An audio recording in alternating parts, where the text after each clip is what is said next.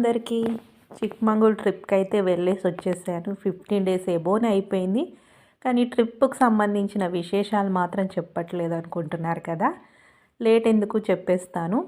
చాలా డేస్ అయిపోయింది. కొన్ని ప్లేసెస్ పేరు కూడా మర్చిపోయాను. అందుకే వెంటనే కొందరు షార్ట్స్ అనేవి రిలీజ్ చేసేస్తారు. మనం వెళ్ళిన హిల్ స్టేషన్కి కాబట్టి అక్కడ సిగ్నల్ సరిగా ఉండదు కాబట్టి మనం వెంటనే షార్ట్స్ రిలీజ్ చేయడానికి కూడా అవకాశం ఉండదు. కాబట్టి ట్రిప్ వెళ్ళొచ్చాక తీరిగ్గా షార్ట్స్ రిలీజ్ చేద్దామని తీశాను. ఇది డే 2. డే 1 మీకు ఆల్రెడీ ముందు షార్ట్లో చెప్పేశాను. బేలూరు టెంపుల్. డే 2లో మేము ఇక్కడ ఇది మాణిక్యధార ఫాల్స్ అని ఉంది, అక్కడికైతే వెళ్ళాము. అసలు వాటర్ ఫాల్స్ అని వెళ్ళాం కానీ అక్కడ మెయిన్ అనేది టెంపుల్ వీరభద్రస్వామి టెంపుల్ అనేది ఉంది. ఇక్కడ వాటర్ ఫాల్స్ని దాటి మనం గుహ లోపల టెంపుల్ అనేది ఉంటుంది. ఇప్పుడు అది చూపించేది మొత్తం వాటర్ ఫాల్.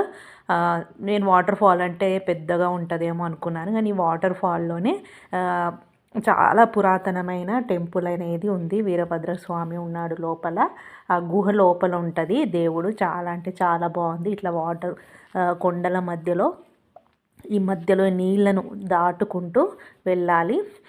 చాలా ఎత్తులో ఉంది.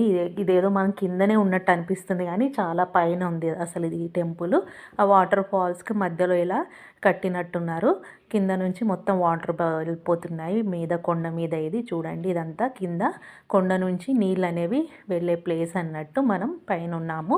మా పిల్లలైతే చాలాసేపు వాటర్ అయితే ఐస్ లాగా ఉంది, ఐస్ గడ్డనే అనుకోండి, అంత చల్లగా ఉన్నాయి.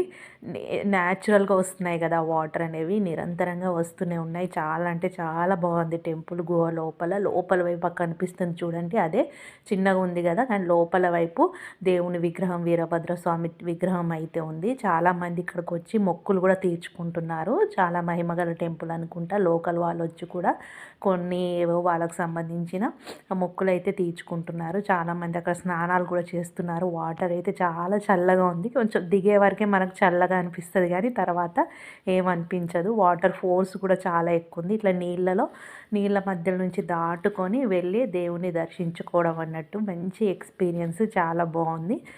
నీళ్ళలో నడవాలంటే కొంచెం జాగ్రత్త నడవాలి. కిందన్నీ రాళ్ళు ఉన్నాయి, గుచ్చుకుంటున్నాయి. నేనైతే సైడ్ నుంచి నడుచుకుంటూ వచ్చేసాను. Second day temple, water fall రెండు అనేవి మనకి ఇక్కడ కవర్ అయిపోయాయి.